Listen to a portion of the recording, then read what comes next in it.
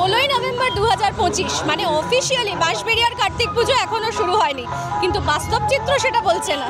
15 আর 16 শনি রবি পড়ে যাওয়ায় এবারে কিন্তু এক্সটেন্ডেড একটা কার্তিক পুজো চলছে বাঁশবেড়িয়ায়। আজ রবিবার, তাই আমরাও বেরিয়ে পড়েছি ঠাকুর দেখতে। চলো দেখি আজকে কটা ঠাকুর তোমাদের দেখাতে পারি।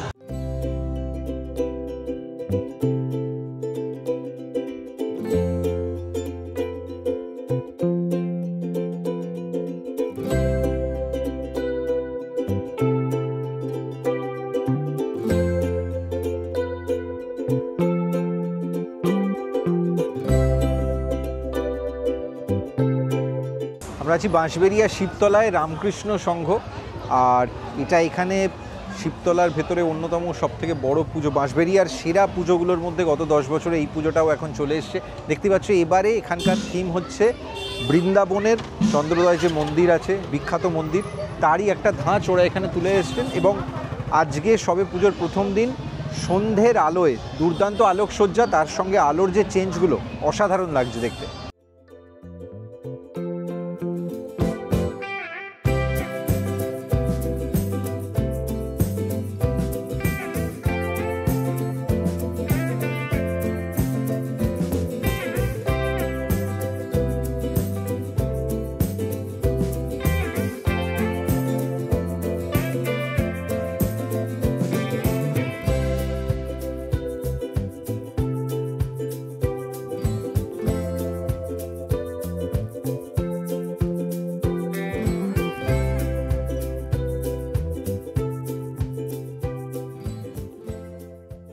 রামকৃষ্ণ সংঘর পরেই ছোট্ট একটা পুজো, এটার নাম হচ্ছে জাগরণী সংঘ।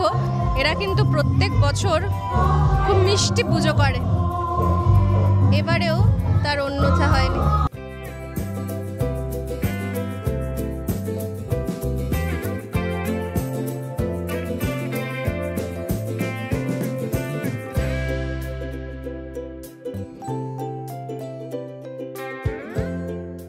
এবার আমাদের তৃতীয় ডেস্টিনেশনে আমরা পৌঁছে গেছি। খুব সুন্দর, এটা স্বপ্নের মতো একটা জায়গায় ঢুকলাম মনে হচ্ছে। এটা হচ্ছে অগ্রগামী সংঘের পুজো, কম পুরনো নয়। 1970 সাল থেকে এখানে পুজো হচ্ছে, যেটা দেওয়াও আছে বাইরে বোর্ডে দেখলাম। এবং তোমরা এখানে দেখতে পাচ্ছ ইতিমধ্যেই কিন্তু পুজো শুরু হয়নি, কিন্তু আজ যেহেতু রবিবার, ঠাকুর দেখতে আমাদের মতোই অনেকেই কিন্তু বেরিয়ে পড়েছে। চলো দেখি অগ্রগামী সংঘ পুজো এবার কি বার্তা দিতে চাইছে আমাদের।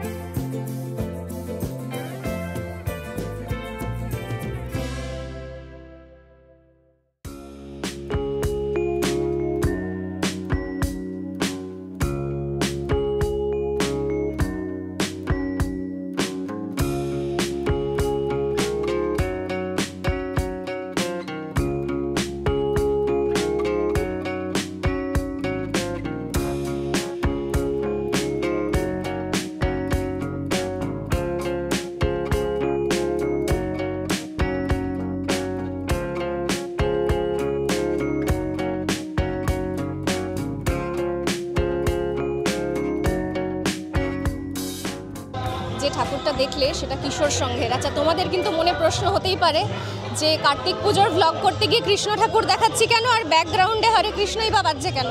তার কারণ এটা অনেকেই যারা নতুন বা প্রথমবার দেখছেন কার্তিক পুজো এরকম ইলাবোরেটভাবে, তাদের জানিয়ে দেওয়া দরকার যে কার্তিক পুজোর তিথি এমন একটা তিথি, এই 4 দিন কিন্তু বহু হিন্দু দেবদেবীর বা বলা যায় যে কোনো হিন্দু দেবদেবতার পুজো করা যায়। তো ঠিক সেই কারণেই আজকে তোমরা যে আমাদের সঙ্গে ঘুরছো, ঘুরতে ঘুরতে কিন্তু অনেক জায়গাতেই দেখবে কার্তিক পুজোয় কার্তিক ঠাকুর নয়, অন্য অনেক ঠাকুরের পুজো হয়েছে। তো সেটাও একটু আমার মনে হয় ক্লিয়ার করে দিলাম, কারণ আমি যখন প্রথম বাঁশবেড়িয়ার কার্তিক পুজো দেখেছিলাম আমার মনে কিন্তু এই প্রশ্নটা এসেছিল। পুজো শুরু হয়নি কিন্তু তুই লাইন দিয়ে দাঁড়িয়ে আছিস। আজকে তো তাও লাইনে দাঁড়াতে পেরেছি, কাল থেকে মনে হচ্ছে না সেটাও হবে বলে। যারা ব্লগটা দেখছো অবশ্যই এমন একটা সময় এসো যে সময় বাঁশবেড়িয়ার কার্তিক পুজোর যেটা বিখ্যাত, মানে আলোকসজ্জাও দেখতে পাবে, আবার ভিড়টাও কন্ট্রোলেবল থাকবে। এই ক্যালকুলেশনটা কিন্তু চ্যালেঞ্জ।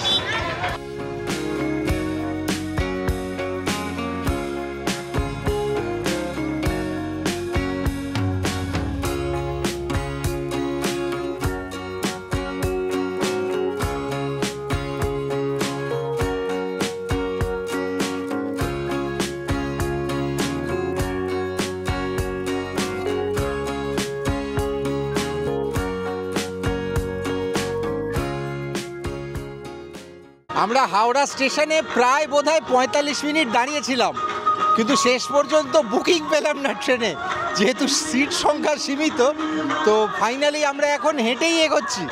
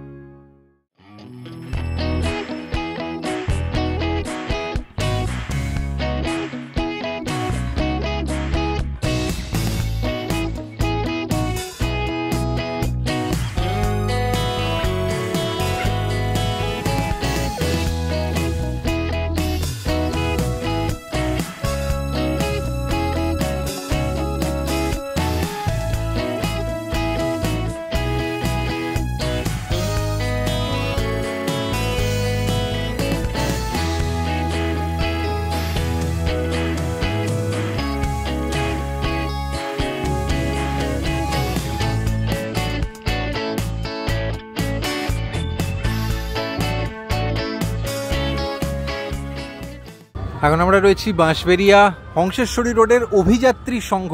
চমৎকার মণ্ডপ, বিষয় ভাবনাটাও একবার দেখিয়ে দিই। থিম হচ্ছে ওদের এবারে জেনারেলি যে কোনো প্লাম্বিংয়ের কাজে যে ধরনের পাইপ বা কিছু ইউজ হয় সেগুলোকে দিয়ে ওরা এইরকম মুরালগুলো তৈরি করেছেন। আর পুরো মণ্ডপটা একটা অদ্ভুত সুন্দর আলোয় সাজানো। এটা প্রত্যেকটা কিন্তু একটা করে ফ্যান, সেগুলোকে ওরা কনভার্ট করেছেন এক একটা রাজহাঁসে। চমৎকার লাগছে, পুরো পাখির শেপ আর কালার কম্বিনেশন অসম্ভব সুন্দর। অভিযাত্রী সংঘ, বাঁশবেড়িয়া, হংসেশ্বরী রোড।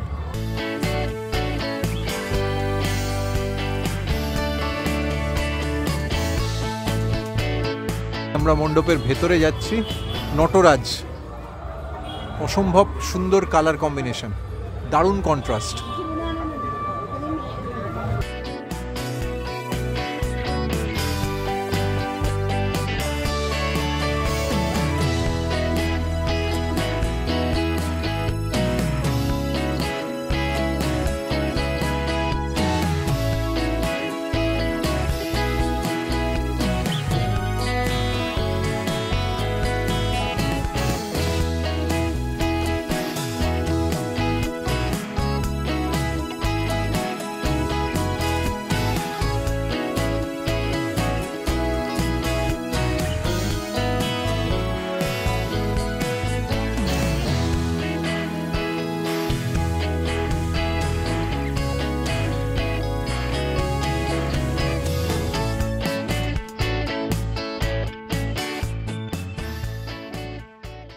ছোটবেলায় পড়া সাজু রূপাইয়ের গল্প, সেটাই যেন জীবন্ত হয়ে উঠেছে বাঁশবেড়িয়াতে। আমরা এই মুহূর্তে রয়েছি জামাই গলিতে।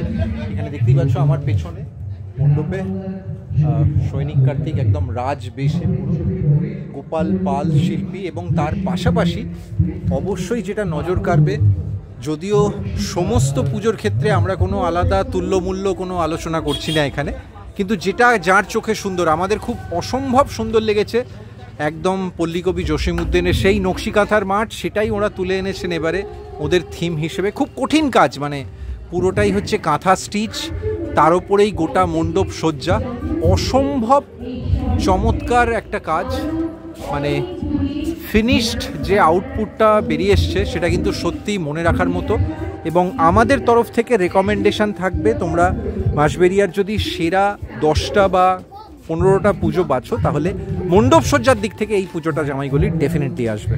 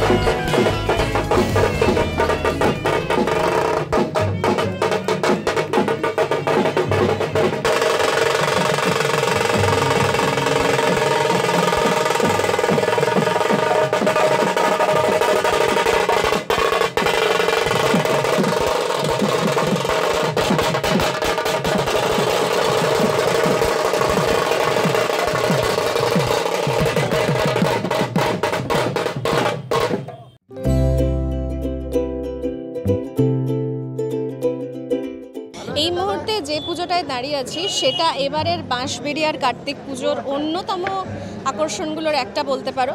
হংসেশ্বরী রোডের জুনিয়র বালক সংঘর পুজো, যেটাকে অনেকেই জেবিএসের পুজো বলেও চেনেন। এই হচ্ছে মণ্ডপ সজ্জা।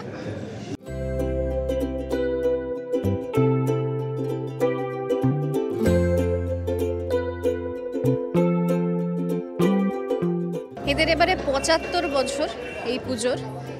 যেটুকু ঢুকে দেখলাম পুরোটাই কিন্তু মশারির যে নেট হয় না, সেই নেট ব্যবহার করে পুরো কাজগুলো করা হয়েছে। খুব সূক্ষ্ম কাজ।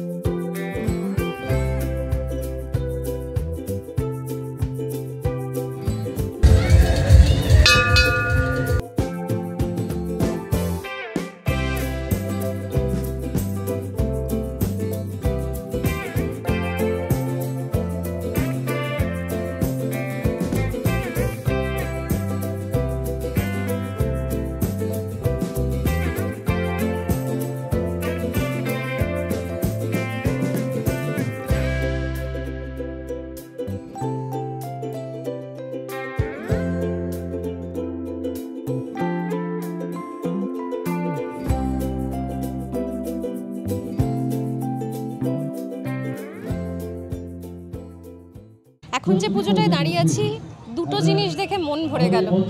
এক হলো প্রতিমা, এখানে কিন্তু নারায়ণের পুজো হয়। আর এবার এই পুজোটার ৬০তম বছর, এটা বলাকা সংঘর পুজো। আমরা আজকে তোমাদের বাঁশবেড়িয়ার কার্তিক পুজোর ২০২৫-এর প্রথম পর্বে যে ঠাকুরগুলো দেখালাম, যে পুজোগুলো দেখালাম, তার মধ্যে এটাই আমাদের শেষ ডেস্টিনেশন আজকের। আর এটাই কিন্তু আমাদের দেখা এখনো পর্যন্ত সবচেয়ে পরিবেশ বান্ধব পুজো। প্রচুর গাছ, অসংখ্য গাছ দিয়ে মুড়ে দেওয়া হয়েছে পুরো মণ্ডপকে। সবুজে সবুজ এবার বলাকা সংঘর পুজো। অবশ্যই এলে মিস করো না।